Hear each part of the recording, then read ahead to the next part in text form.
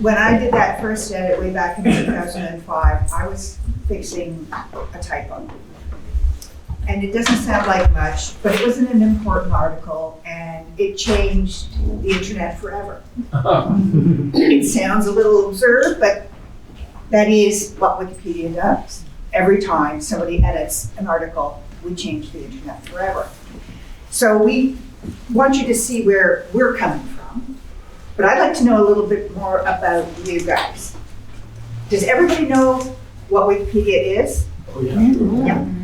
And do you use it regularly? Yeah. And contribute to it. Wonderful. Yeah. Have you ever used it as a resource for learning or teaching? Yes. Yes, all the time. Have any of you actually participated in or incorporated Wikipedia editing or reviewing in your teachings? Yeah, sure. Yes. Very good. We actually have special programs to help you out with that. So, I'm just going to give you a little bit of background about where we came from. We started off as a workspace to create articles for an academically reviewed online encyclopedia called Noopedia. But we quickly overtook Noopedia. We had 1,000 articles within the first month. Noopedia only ever got as far as 200 articles. So by the end of the first year, there were Wikipedias in 20 languages, and our emphasis has always been on providing and developing educational content, useful information for people.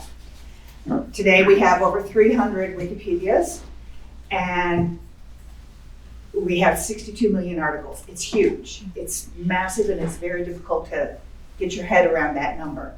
Our sister projects include over 1 billion media files in Wikimedia Commons, over 1 billion data entry files on Wikidatabase. We have scanned and verified documents in Wikisource. We have lots of other sister projects too. 300,000 people work on Wikipedia every month, and 15 million people look at an article. So it's a lot of work and a lot of things going on. You know, and our Wikipedia philosophy that was developed by one of our founders, Jimmy Wales, is just to imagine a world where everybody on this planet has access freely to knowledge, all of humanity. And we've built on that over the years. That's been sort of our core premise. But also, we're constantly now looking at how we can do it better. And in 2000, we created a strategy direction that's specifically focused on bringing in the people who have been historically underrepresented or underinformed. So, for example, equity, you know, looking at social and political barriers that prevent people from participating with us. How do we address the fact that China blocks Wikipedia? So if we want Chinese editors, we have to work around systems, things like that. We want to continue to gather that information that is from parts of the culture or parts of the world where we don't have good information now. We need to be reaching out to people in Africa, in Asia, especially in Latin America, to improve our resource. So we've got this great big pile of information, and how we use it for education is a big question, because it seems educational, but how do you actually make use of it? So there are a couple of core components when we are talking about education on Wikipedia. And one of them is teaching people how to edit. And another one is teaching people how to use the information that they see.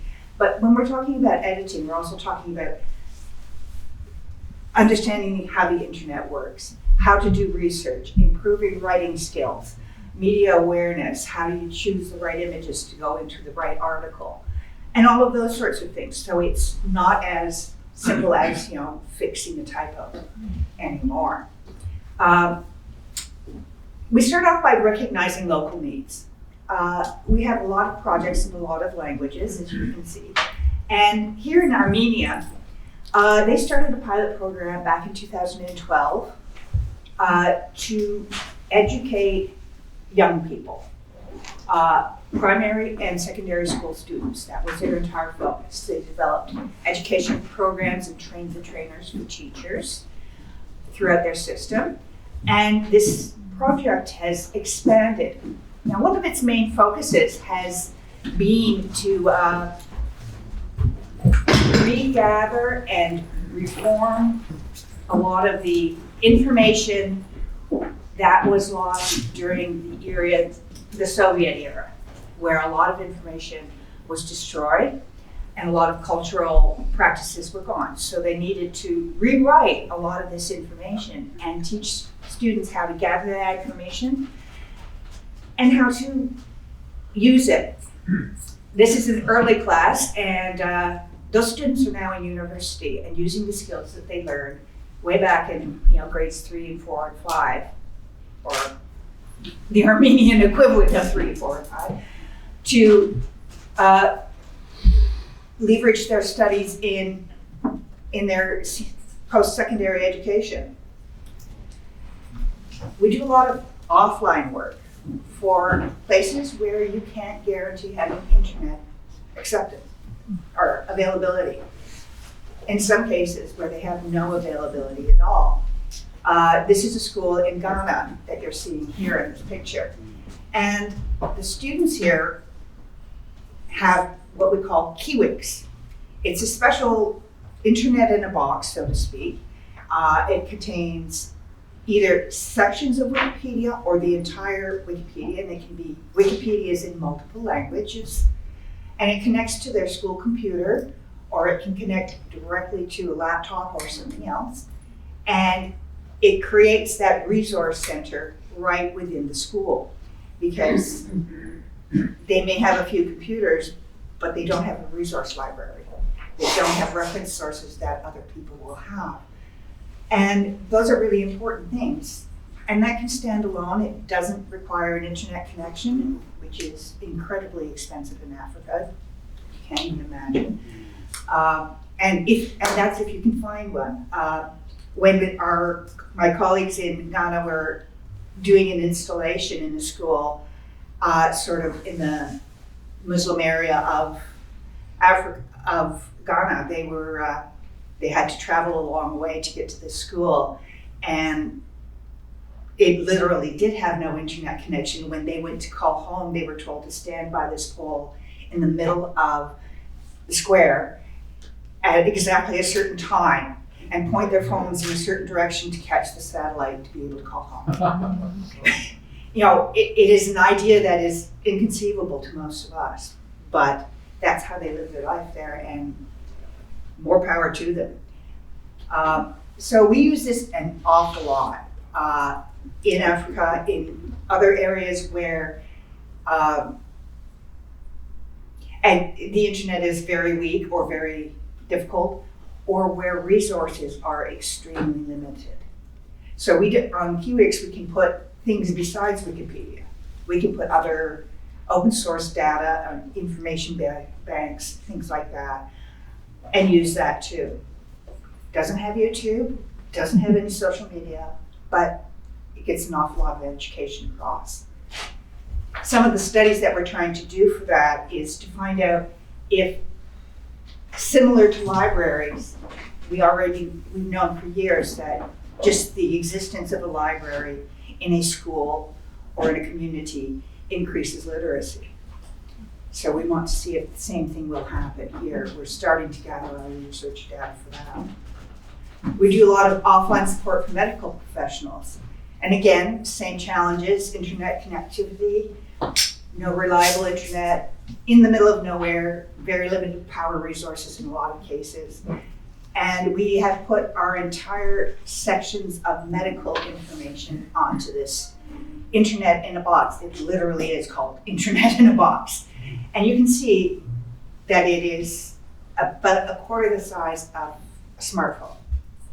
And it contains all of our medical articles in a minimum of 3 languages, usually 4 or 5. It has a power source. It sort of radiates a little bit so that people don't have to be immediately beside it. They can be within, I think, 50 feet of it usually. And they can gather that information, and it is incredibly useful for medical professionals who are in remote locations, don't have access to the resource books that all of our physicians are used to having, don't have good internet access, may be operating on generators, and maybe in conflict zones, which is an awful lot more common than we realize. We know that some of these have been deployed with the Doctors Without Borders groups, and that they have found it very useful as well. This is one that I think most of you might find a little bit more interesting. This is WikiEd, and it is about helping university professors and college professors to create a course that intersects with Wikipedia in some way.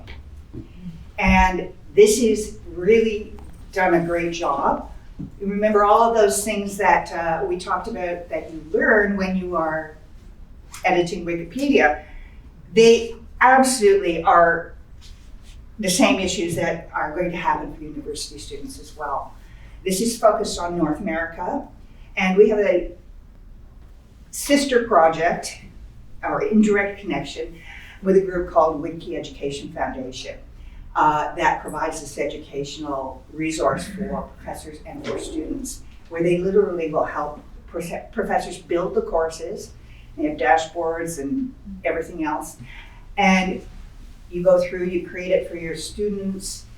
They will help you to identify where your gaps are. They will help to develop the grading processes.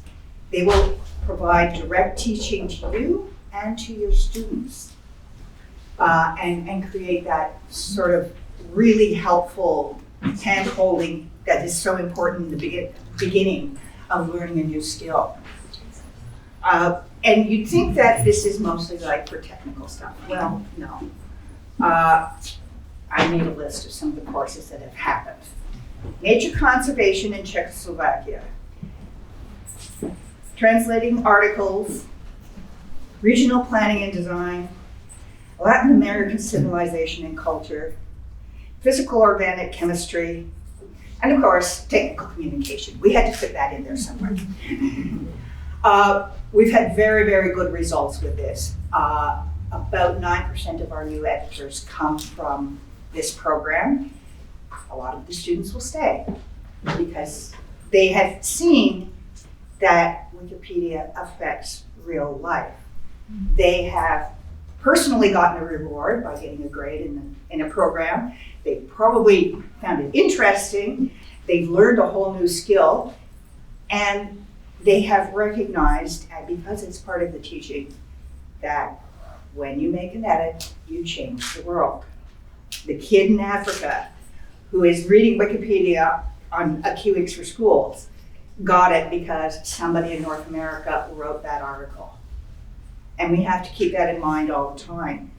It goes back to some of the earlier conversations that have been taking place, where one of the other professors who was presenting mentioned specifically that when they are building courses, students really want to feel like they're making a difference.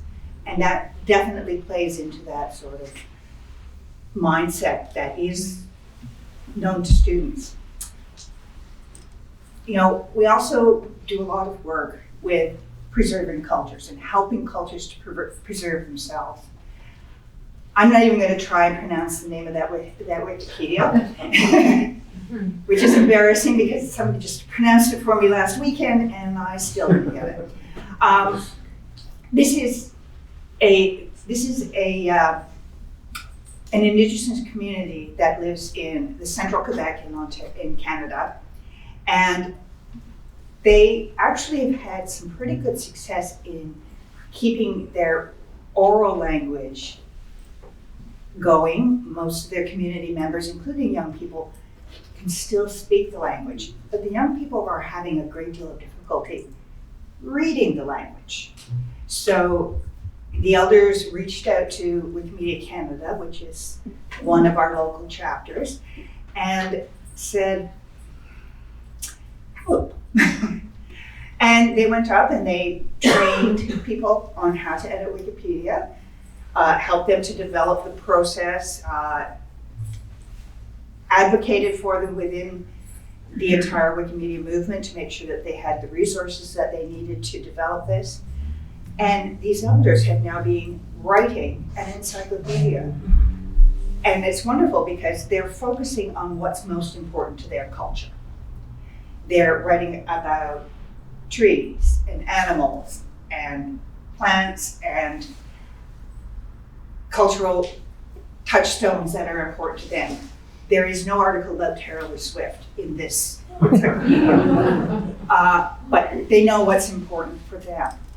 And this has been one of the biggest challenges that we have, is making sure that we protect and help to maintain and support these indigenous languages, whether here, Africa, South America, anywhere in the world, that needs that extra help, because we never know what information is going to be the next big piece of information. We don't know where it's coming from.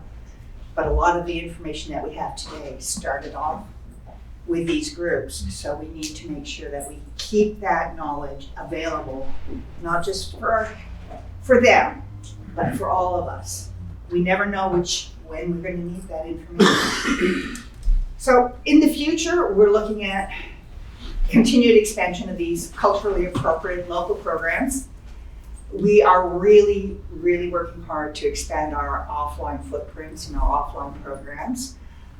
That's a little bit of an expense because we actually have to provide some technical equipment.